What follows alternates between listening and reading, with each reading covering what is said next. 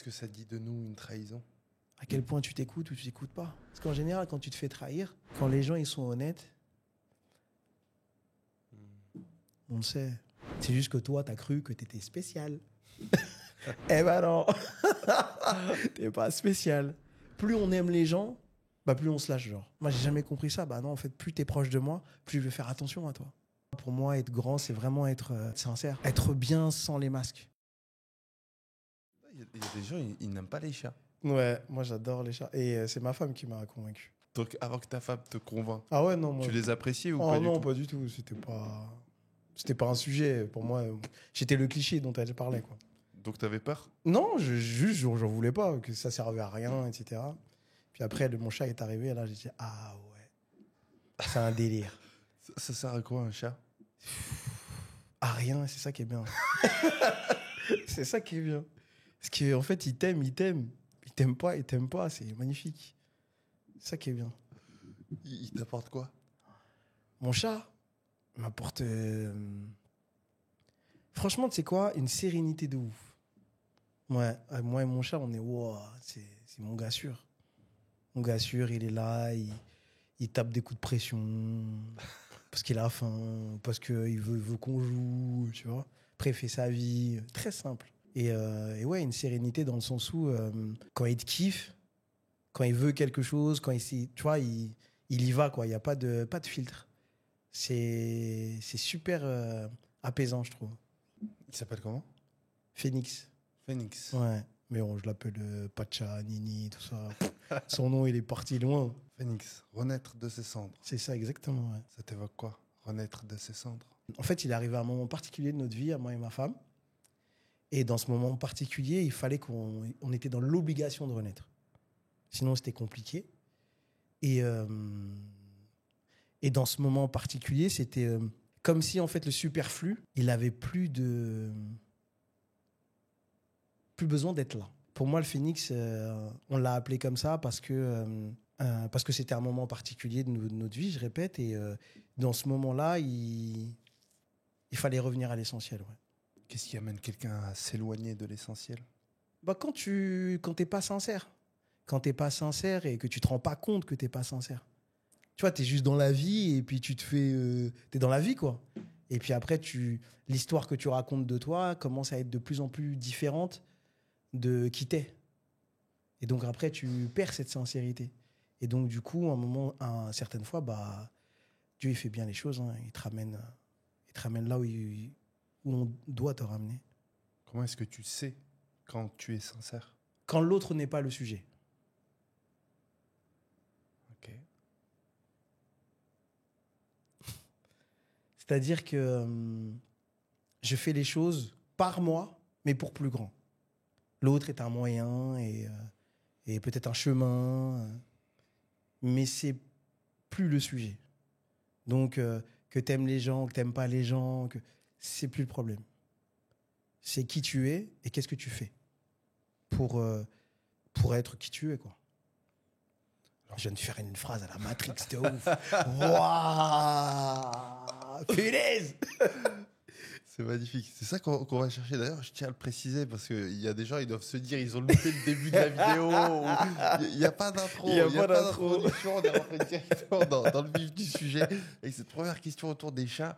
Et c'est ce qui va se passer pendant près de 30-40 minutes. Okay. On va se laisser porter par une conversation totalement intuitive. Yes. Et l'idée, ça va être de pouvoir recueillir un maximum de sagesse qui pourront impacter peut-être un cœur, une âme, une personne qui tombera sur cette vidéo sans qu'elle sache pourquoi est-ce qu'elle est tombée dessus, sans qu'elle sache pourquoi elle a continué de regarder. Ouais. Ou peut-être parce qu'elle te connaissait ou elle me connaissait. Et est-ce que toi, tu te connais? Ah là, je suis pas mal. Je suis dans un moment de ma vie où je suis vraiment pas mal.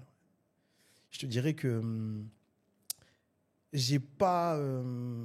comme c'est mon métier, la connaissance de soi, je sais qu'il y a encore des chambres que j'ai pas encore ouvertes. Mais on va dire que le pavillon, il est bien éclairé, là, tu vois. C'est-à-dire que... Et ces chambres que j'ai pas ouvertes, en vrai, j'en suis pas encore conscient. Pour ça, je te dis que je suis pas mal. Mais je peux pas te dire que je me connais à 100%. Ça fait combien de temps que tu estimes au quotidien travailler dans la connaissance, conscience de soi? Waouh, ça fait longtemps. Hein. J'ai commencé ça, je pense, j'avais 20 ans. J'en ai 44. Waouh. Donc ça fait 24, tu vois.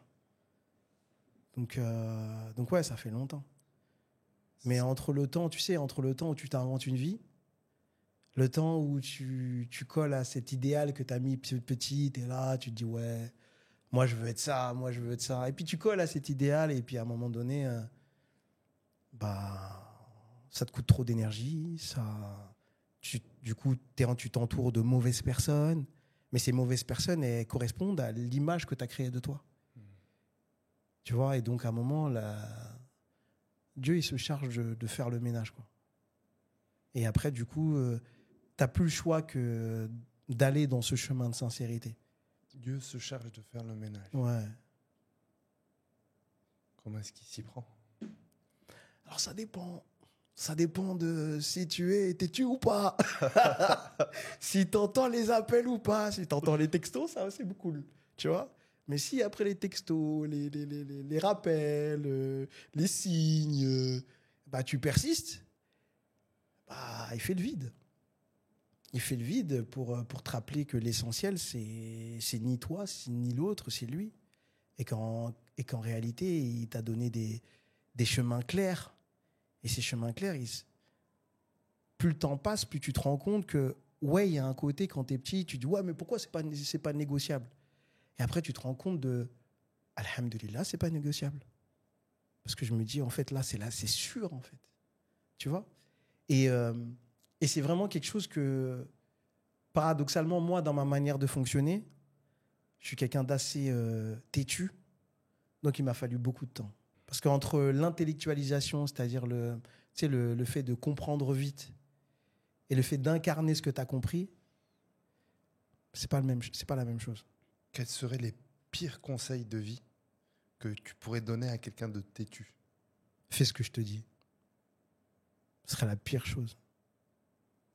Je pense que mon chemin, il a été parfait. Parce que j'avais besoin, en fait, j'ai toujours cherché des gens pour me guider, etc. Mais dans mon fonctionnement, c'était pas ça qui était bénéfique pour moi. C'était que je tombe, que je comprenne, que je médite, que je vive vraiment au plus profond de moi, en fait, cette vérité, tu vois. Donc, le pire conseil que je donnerais, c'est fais ce que je te dis à quelqu'un de têtu. Non, à quelqu'un de têtu, c'est l'expérience, c'est une autre intelligence. Il n'y a pas que l'intelligence, comment dire, il n'y a pas que cette intelligence académique. Il y a cette intelligence de l'expérience, cette intelligence de essai-erreur qui fonctionne pour moi. Parce que même si tu me dis quelque chose, que je le comprends de manière intellectuelle, en fait, je vais faire peut-être bien la première fois, mais la deuxième fois, je vais peut-être moins bien le faire. Je ne fais pas partie de ces gens à qui il faut dire une fois. Limite, il ne faut pas me dire, moi. Il faut me montrer. Si tu me montres, là, je comprends mieux. Quelle est cette différence, justement, entre dire quelque chose à quelqu'un et lui montrer? La différence, c'est l'incarnation. Et c'est un peu la difficulté du monde dans lequel on vit, c'est-à-dire qu'aujourd'hui, la connaissance, c'est open bar, en fait. Tout le monde peut avoir la connaissance, tout le monde peut connaître les concepts, etc. Donc, l'intellectualisation, tout le monde peut l'avoir. Par contre, faire le chemin, donc du coup, l'incarnation, se tromper, aller dans des altitudes tellement élevées de stress qui font que même si tu connais la réponse, ton corps, il va faire autre chose. Pourquoi? Parce que ton corps, il n'est pas prêt. Il ne s'est pas assez trompé, il n'a pas assez confiance en lui pour faire ce que tu dois faire. Non, il doit se tromper. Et pour moi, ouais, vraiment, c'est un peu... c'est ça la différence. C'est que l'intellectualisation, c'est le niveau zéro, je te dirais. C'est OK, j'ai compris le concept. OK, maintenant, est-ce que tu arrives à le mettre au quotidien? Est-ce que tu le vis? Est-ce que dans les périodes où de stress important, est-ce que tu arrives quand même à l'incarner? Est-ce que après l'incarnation, est-ce que tu es quelqu'un qui fait que les gens, ils ont envie de faire comme toi? Et eux aussi, ils ont envie d'incarner? Est-ce qu'ensemble, après, vous pouvez créer quelque chose? Là, on n'est plus dans l'intellectualisation, là, on est dans le mouvement, après. Tu vois? Et l'intellectualisation, pour moi, c'est vraiment c'est plus de l'immobilisme.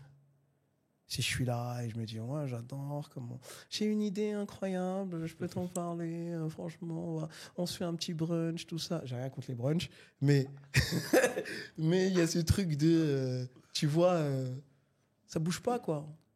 Tu vois?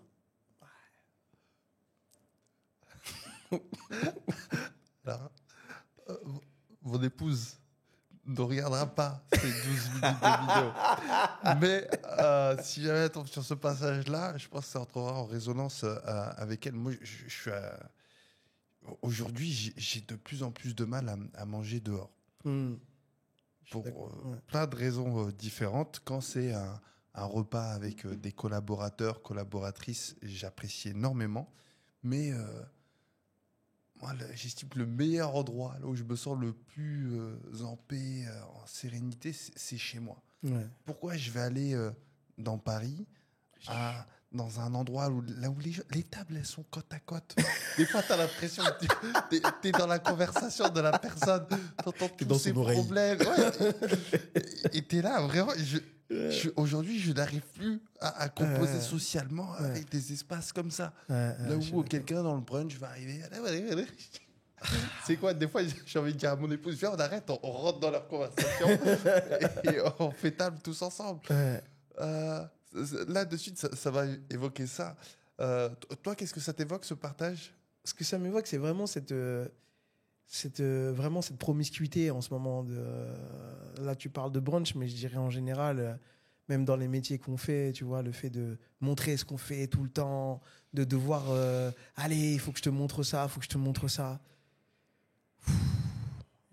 Il y a une perte un peu de choses sacrées, je trouve. Tu vois, le sacré, c'est ce à quoi on ne doit pas toucher, tu vois, vraiment, ça fait référence à tout ça, ce qu'on préserve. Même dans le langage, il y a des choses aujourd'hui, on préserve pas beaucoup notre bouche, on préserve pas beaucoup notre manière de parler, on préserve pas les nôtres, et on préserve pas... y a cette habitude aussi de plus on aime les gens, bah plus on se lâche, genre. Moi, j'ai jamais compris ça. Bah non, en fait, plus t'es proche de moi, plus je vais faire attention à toi. C'est pas plus je t'aime, plus je suis sans filtre. Bah non, je vais faire attention. Tu vois, ça m'évoque tout ça, de ce truc, on fait plus attention. On fait plus attention à l'autre. Tout est égal, quoi. En 24 ans, déjà, comment est-ce que tu décrirais ces 24 ans? C'est de l'exploration, c'est de la quête, c'est... quel mot tu associerais à ces 24 ans?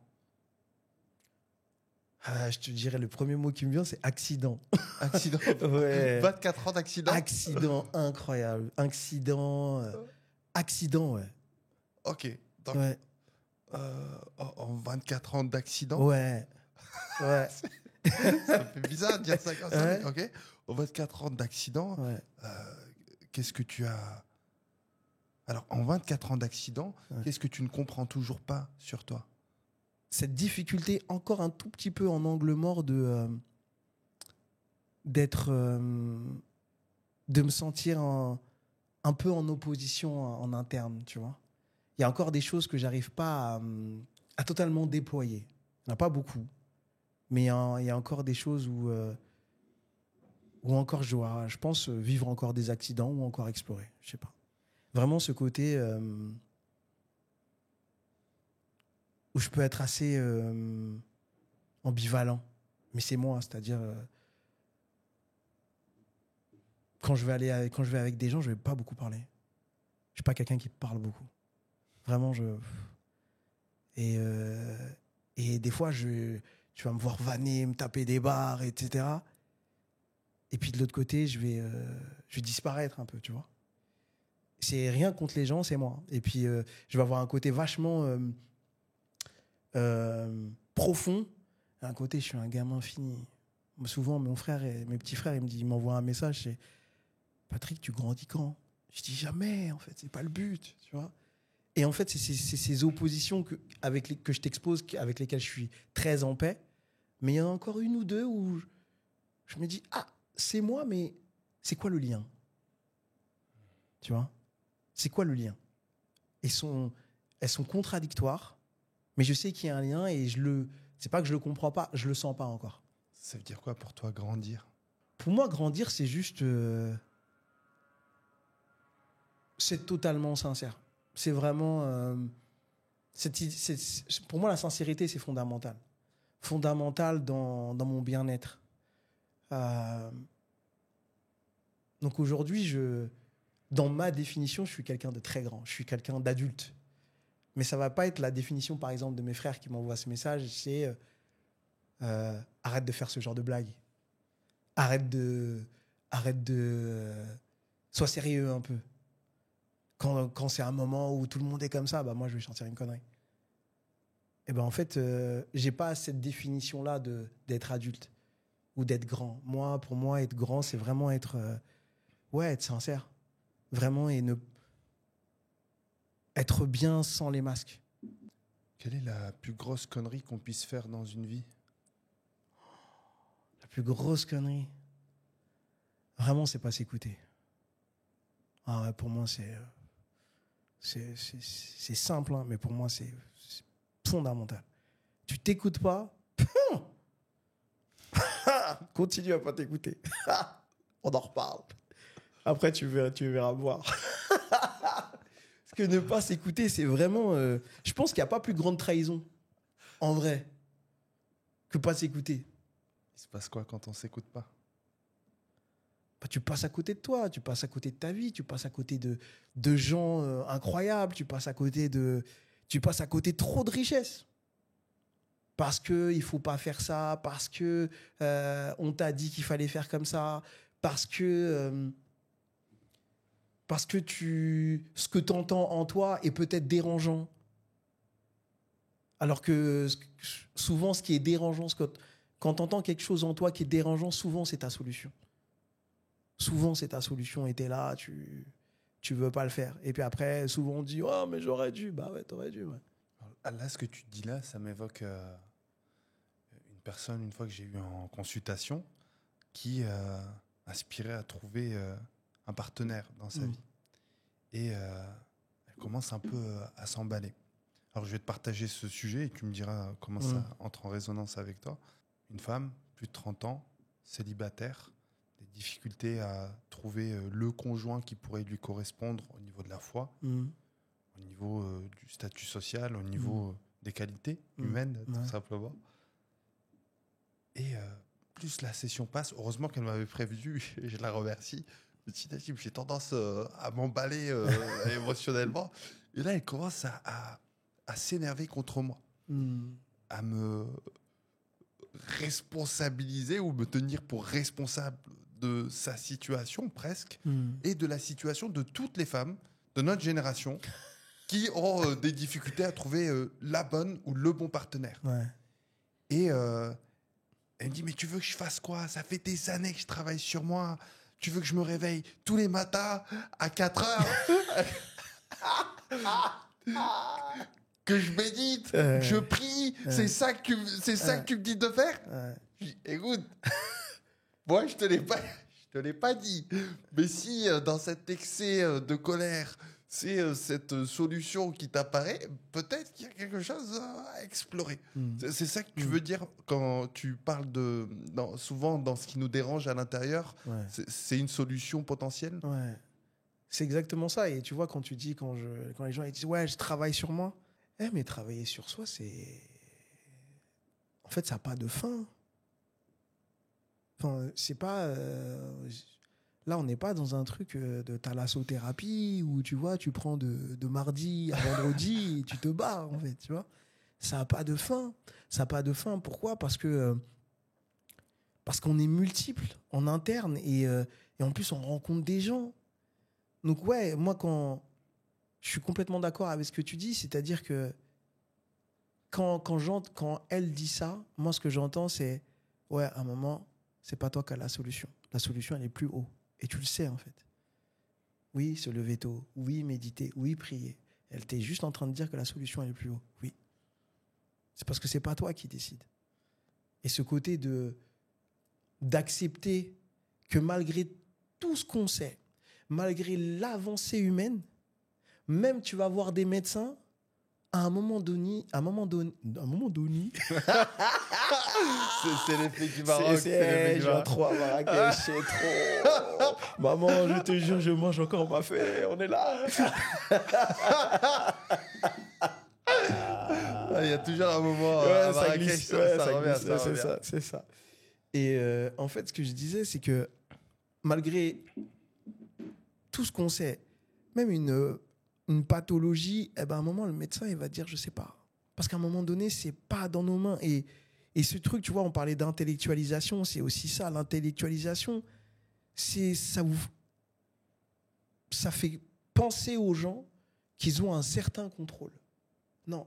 Et à partir du moment où tu n'acceptes pas et que tu n'arrives pas à vivre ça vraiment en sérénité, que tu n'as pas de contrôle, bah c'est compliqué. Ta vie, elle va être compliquée, en fait. Parce que tu n'acceptes pas la règle du jeu. C'est que la règle du jeu, c'est fais tout ce que tu peux, mais le résultat, c'est pas toi. Je trouve que c'est un peu, tu vois, c'est un peu... je sais pas pourquoi ça me vient en tête, mais tu vois, je trouve que nous, par exemple, enfants d'immigrés, on a eu la chance d'avoir ce rapport à ce qu'on ne voit pas ancré. Je pense que c'est une très grande chance lorsqu'on s'en saisit. Parce que ça ramène une sécurité, un apaisement même sur le visage. Lorsque tu vis ça, lorsque tu t'en saisis, des fois, tu es là, tu dis, de toute façon, tu veux que je fasse quoi? Tu vois? Et ça, pour moi, c'est une force de ouf. Est-ce que tu peux développer ce que tu entends par là, un ancrage, quelque chose qu'on ne voit pas? Je parle de la spiritualité, je parle de Dieu, en fait. C'est-à-dire que quand tu as des parents ou une famille qui à un moment donné, pas forcément dans un enseignement formel, mais dans une manière de vivre, qui laisse cette place au divin et au fait que, en fait, on contrôle pas et que il est important de tu vois, il y a souvent quelque chose qu'on dit, c'est ce qui compte dans l'acte, c'est ton intention, mais pour que ton intention soit bonne, il faut bien te connaître.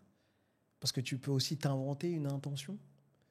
Mais du coup, ce travail de bien se connaître et d'avoir l'intention et de faire les choses et après de laisser, c'est une manière de bien naviguer dans la vie. C'est-à-dire de ne pas être contre le courant. Et dans les sociétés occidentales dans lesquelles on grandit, il y a cette tendance à enlever ça, à aller contre ça, à essayer de mettre des règles.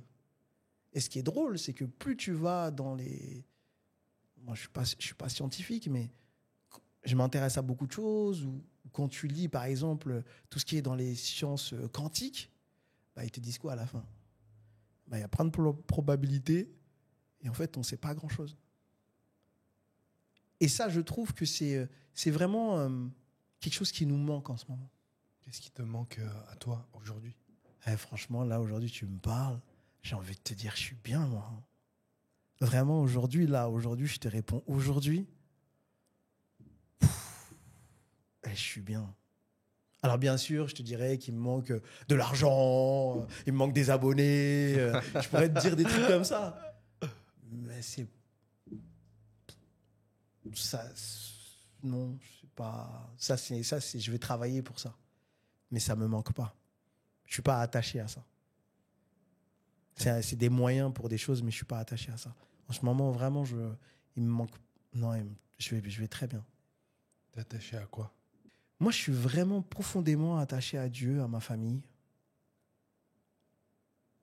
Et c'est ce dont je m'occupe en premier. C'est pour ça que je te dis, ça va. Parce qu'en ce moment, tout le monde est bien. Ah, moi, je suis bien. Vraiment, je suis bien de ouf. Magnifique. La famille. Ouais. C'est quoi une famille?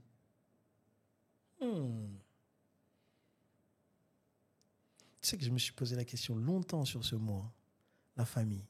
Et j'ai découvert, quand j'ai étudié l'étymologie, que ça voulait dire la chaîne attachée à l'esclave. C'est une dinguerie, hein. Je te jure, ça veut dire ça. La chaîne... attends, je vais être précis. La chaîne du maître qui attache l'esclave, un truc comme ça. Vraiment. C'est vrai, ça veut dire... L'étymologie du mot famille, c'est ça. Et quand je découvre ça, je me dis, mais c'est quoi cette dinguerie? Et après, je dis, papa, qu'est-ce qui se passe? Et après, pour moi, ça fait sens parce que je me dis, ouais, mais on est toujours attaché. Il y a toujours un truc qu'on veut faire. Et après, on se dit, ah, mais ma mère, ah, je peux pas, mon père, ah, mon frère, etc. Après, il y a ce côté, bon, tu veux sortir de ça. Et après, avec le temps et avec l'expérience, et je me dis, non, en fait, il y a famille, il y a faire famille. C'est encore autre chose. Il y a la famille dans laquelle tu nais, dans laquelle, bah, t'as pas le choix, t'es là, t'es né. Et puis après, même dans cette famille, après, on fait famille. C'est-à-dire qu'on s'accepte, on se comprend. Je vais pas demander des choses à ma mère, à mon frère, à ma sœur qui ne sont pas. Je vais pas leur en vouloir de choses qu'ils ne sont pas. Donc, je vais pas attendre d'eux des choses qu'ils ne sont pas. Et la même chose pour moi. Après, chacun de se dire, OK, j'ai envie d'aller vers ce truc-là, de pouvoir apporter, de pouvoir m'améliorer là-dessus. Mais faire famille, c'est être soudé. Et surtout, pour moi, c'est pas c'est être là quand ça compte. Pour moi, c'est le plus important. Moi, mes frères, ils sont grands. Voilà. L'important, et c'est ce que je leur ai dit parce qu'on a une très grande différence d'âge, quand ils étaient ados, je leur ai dit, hey, moi, vous m'appelez, je suis là. Si vous ne m'appelez pas, c'est que je considère que tout va bien. On se voit pendant dans les moments familiaux, etc. Et pour moi, c'était le plus important. C'est-à-dire qu'on peut compter les uns sur les autres. Il y a une question que j'ai envie de te poser depuis un petit moment, toujours sur ces fameux 24 ans. On reviendra peut-être sur cette notion de famille juste après. Ouais. Ça demande quoi comme qualité humaine ou comme prédisposition d'être dans ce cheminement de connaissance et de conscience de soi sur autant de temps? Je dirais la remise en question.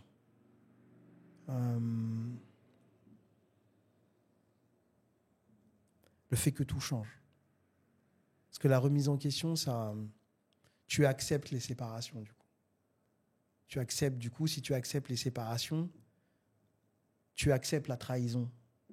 Et tu acceptes que la trahison, ça fait partie du chemin. Et que la trahison, c'est...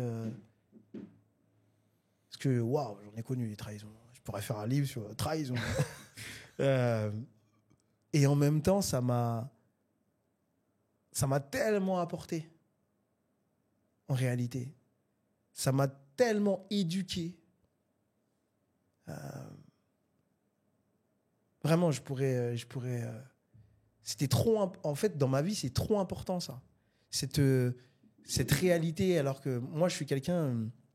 j'ai grandi, comme beaucoup, hein, avec les mangas, donc avec une particularité dans la relation entre amis.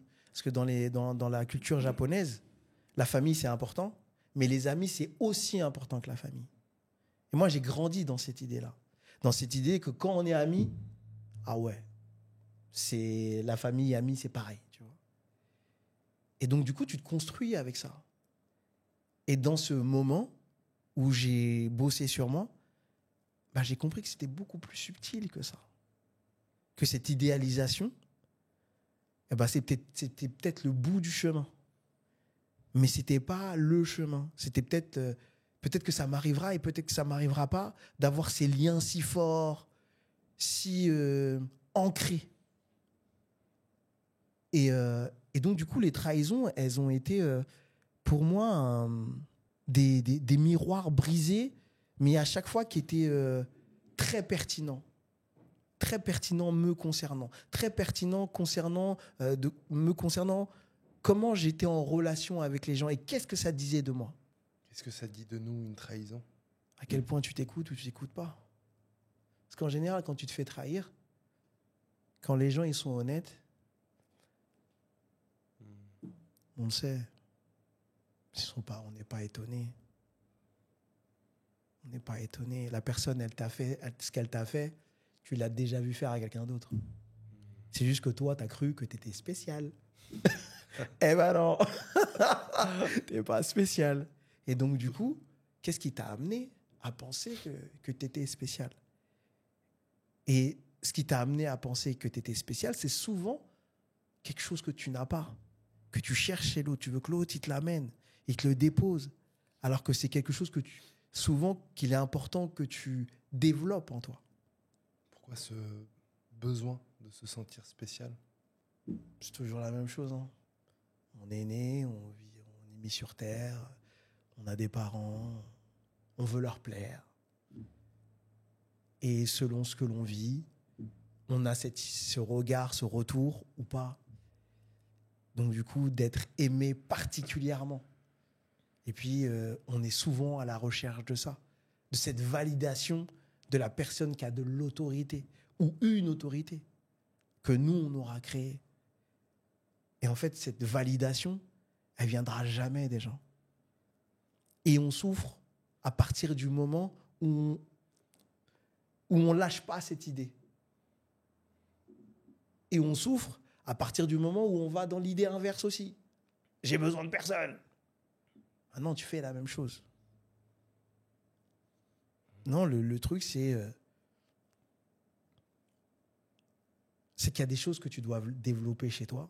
Ces qualités, cette attente, tu dois les développer ou tu dois t'entourer de personnes qui l'ont sans être dépendant de ces gens.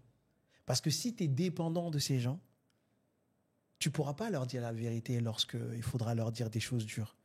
Parce que tu es dépendant de ces gens. Et tu accepteras du coup que ces gens te fassent des crasses. Parce que tu n'as pas voulu développer ça. Et donc après, tu te fais trahir. Tu savais que le besoin de validation, son origine, elle se trouve dans les toilettes? Alors, je sais que je fais exprès de le formuler comme ça. Tu savais? Vas-y. Ouais, je sais. Ouais. Tu vas me parler de la matière fécale. Ouais, on va parler de ça, mais un enfant, ouais. quand il va faire ses besoins, généralement, les parents, au début, ils sont hyper contents. Yes. Ils le félicitent. Waouh, t'as réussi, t'as accompli quelque chose. Donc lui, il prend en considération cet accomplissement. Sauf que quand il grandit, il y a les parents qui vont accueillir de manière différente ce qui était jusqu'à présent un succès. C'est ça. Et donc, soit ce succès, il va être considéré au contraire comme un déchet, comme quelque chose de « Ah, mais vas-y, remballe-moi ce truc, tire la chasse d'eau, nettoie, efface, c'est bon, on s'en fout de ce que tu as fait. » Et ça, juste ça, inconsciemment, ça peut créer quelque chose en nous qui est d'une subtilité, d'une complexité, mais qui va avoir un impact tout au long de notre existence. Ouais. Attends, ça, c'est une victoire ou c'est un échec? C'est une réussite ou c'est un accomplissement ou c'est rien du tout? Quand je suis tombé sur ça, dans le cadre de l'étude des schémas d'enfance, je me suis dit, waouh, c'est fascinant comment de simples gestes où la manière dont nos gestes pouvaient être accueillis pouvait être déterminante de notre estime de nous-mêmes, notre regard que l'on porte sur soi ou sur l'autre. En quoi est-ce que le regard que l'on porte sur l'autre peut nous faire grandir? En quoi est-ce que le regard que nous, on porte sur l'autre à partir du moment où on n'est plus dans le déplacement, c'est-à-dire dans le déplacement de responsabilité ou dans la projection, c'est-à-dire la personne aurait dû faire ceci, aurait dû faire cela, eh bien là, on commence à grandir. C'est-à-dire que c'est ce que je disais tout à l'heure dans la famille, c'est l'idée, tu sais, de prendre les gens pour ce qu'ils sont, pas pour ce que tu as envie qu'ils soient.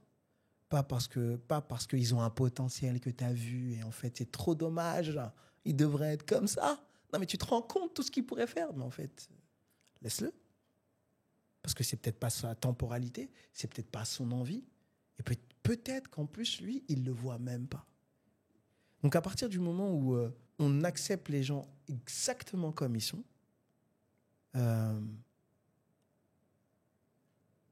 et qu'on gère nos frustrations, voilà, on commence à grandir parce qu'en fait, le message, il n'est pas pour eux, il est pour nous. Pourquoi tu as besoin que l'autre il fasse mieux ça? Pourquoi tu te mets dans cet état-là? Ah, si tu te mets dans cet état parce que, ouais, il pourrait passer à côté d'opportunités de sa vie. Ok, et toi, ta vie, elle est comment du coup? Comment tu te sens dans ta vie? Ce qui est fascinant, et je suis complètement d'accord là, quand tu parles de schéma, etc. Et il y a un schéma qui revient souvent, c'est qu'on ne se rend pas compte qu'à 99% du temps, on ne fait que parler de nous. On ne fait que parler de nous. Même quand on pense, le monde que l'on voit, c'est nous. Et si on veut apporter, si on veut grandir, il faut être en capacité de sortir de ce monde où il n'y a que nous. Vraiment d'être dans quelque chose où on voit vraiment l'autre. Et l'autre, il n'est pas parfait. L'autre, il va te mentir. Et c'est pas grave. L'autre, il va... Pour ça, je te parlais de la trahison. Parce que, en vérité, on vit tout le temps, tous les jours, des mini-trahisons. Après, il y a des échelles qu'on accepte ou qu'on n'accepte pas. Et pour moi, c'est vraiment quelque chose c'est quelque chose qu'on perd vraiment là en ce moment, de cette idée de perfection, il y a qu'à faut que... non. Là, on est vraiment dans un moment de narcissisme très important où les gens, ils ne voient que tout le temps. C'est comme quand... je suis sûr que tu as déjà entendu ça. Tu es là, tu dis quelque chose, il t'est arrivé quelque chose, c'était dur pour toi, c'était dur de le dire, tu as pu le lâcher, et la personne dit « Ah ouais, c'est vrai, moi aussi, quand ça m'est arrivé, en fait, t'es pas le sujet, là. T'es pas le sujet. Le sujet, c'est l'autre. » Tu vois? Qu'est-ce qui amène les gens à ramener constamment comme ça vers eux les choses? Parce qu'aujourd'hui, c'est devenu un but. Le but, c'est nous. C'est soi, le but, c'est nous. Alors que le but, c'est pas ça. Là, c'est une étape, nous. Se connaître, se faire du bien, c'est une étape. Le but, c'est pas ça. Le but, c'est la création. Le but, c'est de co-créer. Le but, c'est de léguer. Le but, c'est de savoir qu'il y a d'autres personnes qui vont venir. Donc, l'étape du moi, l'étape de je me connais, primordiale, importante, pas de souci. Mais c'est qu'une étape. Et aujourd'hui, cette étape-là, il est mis sur un piédestal. C'est le but ultime. Mon but ultime, c'est que j'aille bien. Mais du coup, tu ne sers à rien d'autre. Non. C'est pour ça que j'ai assez peur de ce qui va arriver, parce que il y a des enfants qui vont naître de ces personnes-là, de cette génération-là. Et là, ça va être intéressant à observer. Qu'est-ce qui va se passer? Est-ce que l'être humain va revenir à se dire, OK, moi, c'est une étape et le plus important, c'est le nous? Ou est-ce qu'on va continuer à être dans le moi-je? D'ailleurs, si tu observes bien, si tu écoutes, je sais que tu écoutes bien, les phrases qui commencent par moi-je, donc on parle 2 fois de toi, tu vois, moi-je, elles sont pléthores. Et c'est vraiment symptomatique de ce qu'on est en train de vivre en ce moment. Donc, le but, ce vers quoi nous sommes invités à porter notre regard, ce serait quoi? Qu'est-ce qu'on crée ensemble? Pour moi, le but, c'est ça. Qu'est-ce qu'on fait ensemble? Qu'est-ce qu'on apporte au monde ensemble? C'est ça le but. OK, là, il y a des avions, il y a de l'IA, etc. Mais comment ça nous sert? Là, on est dans une fascination juste de l'IA. Oh, mais tu te rends compte, hein, j'ai plus besoin de savoir ça, je demande à l'IA. Ah, mais super, mais comment on s'en sert, nous? Comment on fait pour que cette IA-là nous serve et facilite la vie aux autres? Il est mort de rire. Parce que Patrick, j'ai l'impression que Je parle avec Patrick, mais il y a un autre personnage aussi qui se manifeste à elle, où il s'appelle comment? Parce qu'elle a une intonation, elle a regard sur le... celui-là, Moi, non, je vois une femme, je non, sais pas pourquoi. Celui-là, là, non, celui-là ou celle-là, je sais C'est pas. Faut pas qu'il sorte trop. Parce que celui-là, tu vois, celui-là, il aime bien manger épicé. Et quand il attaque épicé, là, il est... Ouais, t'as bien vu. J'essaie de le... T'essaies de le contenir, Ouais. je le vois, mais je pense qu'ils pourront témoigner. Il y a plusieurs, Ouais, il y a plusieurs personnages. Yes, Intéressant. Ce que tu dis, ce que ça m'a évoqué, alors ça m'a évoqué les Avengers et ça m'a évoqué un verset dans le Coran. Dans Avengers, ça m'a fait penser à Thanos. Thanos qui est ce grand méchant avec cette volonté de détruire une grande partie de l'humanité, mais pour son bien. Pour son bien. Le constat est rationnel, drastique, la solution est brutale, mais inévitable pour notre bien-être, la destruction de la moitié de l'humanité. Vous n'avez pas voulu entendre, vous n'avez pas voulu comprendre, on va vous apporter la solution, sinon vous allez tous y passer. Et je trouve pour ce personnage, il mériterait des heures et des heures d'analyse psychologique. Cette volonté est tout simplement extraordinaire. Le courage que ça demande de se dire je vais m'engager dans cette démarche. Personne ne veut le faire, je vais le faire, quitte à passer pour le méchant. La deuxième chose à laquelle ça me fait penser, c'est ce fameux verset du Coran, en tout cas un extrait qui dit « Nous avons créé d'une seule et même âme. Nous avons créé d'une seule et même âme. » Je fais une petite parenthèse parce qu'en psychothérapie, Dieu sauve. Dieu sauve. Peu importe la foi à laquelle tu rattaches ta croyance, à un moment, il y a quelque chose de plus grand que nous qui intervient. Et quand j'ai des chrétiens en consultation, ou des bouddhistes, ou peu importe la foi, je les invite toujours à se poser cette question, mais ok, Jésus, il dit quoi concernant cette situation? Allah, il dit quoi? Bouddha, qu'est-ce qu'il dit? Qu'est-ce qu'il a fait dans ces circonstances? Et plus je pose cette question à l'autre, plus je me la pose à moi, et je pense réaliser, intégrer de plus en plus que nous sommes le fruit d'un héritage. Cet héritage, il a été mis en place depuis le début de l'humanité, et il y a cette sorte de transmission, génération après génération, une transmission d'un message qui nous dépasse, nous transcende, et qui était en réalité, vous voyez ça? Faites juste en sorte de bien le passer au suivant. Faites juste en sorte de le passer au suivant. Là où nous, à partir du moment où on nous le transmet, la plupart d'entre nous, on va avoir tendance à dire « Ok, merci. C'est gentil. » On m'a donné quelque chose? Non. Moi? Non. C'est gentil. Je vais le garder. Ok, ça va. Comment réussir à s'inscrire dans ce mouvement, cette humanité qui nous dépasse de tellement loin? Comment trouver sa place? J'aime beaucoup ce que tu viens de dire. Vraiment, l'idée de transmission, c'est quelque chose d'important pour moi. Et en fait, tu sais, moi, je le vois comme une course de relais, tu sais. Et dans la course de relais, bon, tu prends, comme tu as dit, tu prends le relais, etc. Mais il s'agit de ta course, quand même. Il s'agit de ton temps.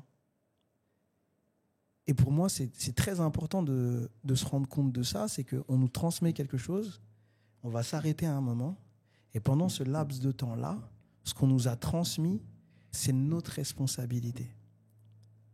Donc, il y a le message que l'on nous transmet. Mais on ne nous transmet pas que le message. On nous transmet aussi les problèmes non résolus. On nous transmet aussi les qualités. Et en fait, pendant ce laps de temps-là, il y a le message et tu as les problèmes non résolus.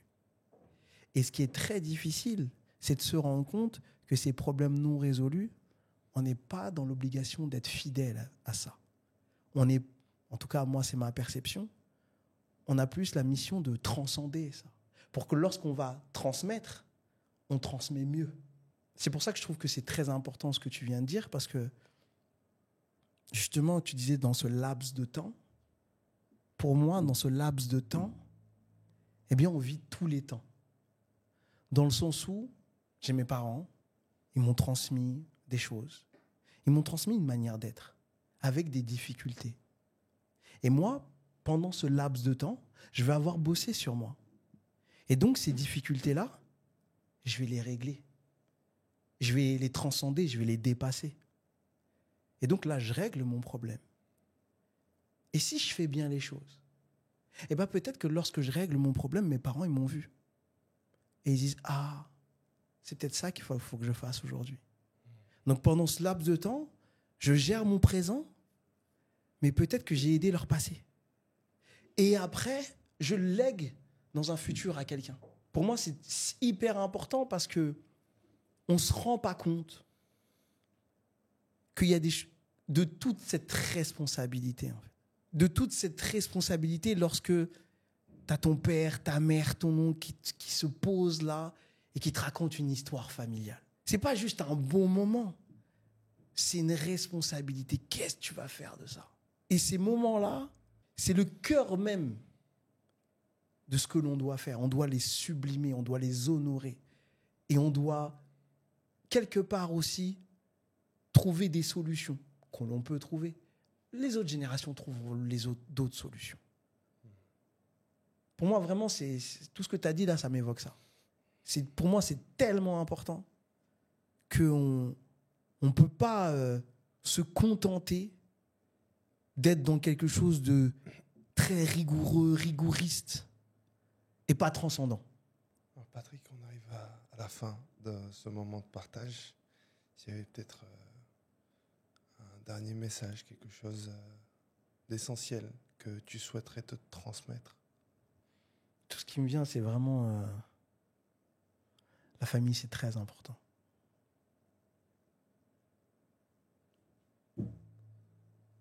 Alors, je vais faire un geste que j'ai pas fait au début. Ah mince, il a rigolé en même temps. Attends, arrête de rigoler, Patrick. Pour la synchronisation du son. En tout cas, un immense merci à toi. Merci Patrick, merci beaucoup, c'était un super moment. Pour ce moment improvisé et cette rencontre qui a enfin lieu après un échange d'il y a quelques années. Enfin.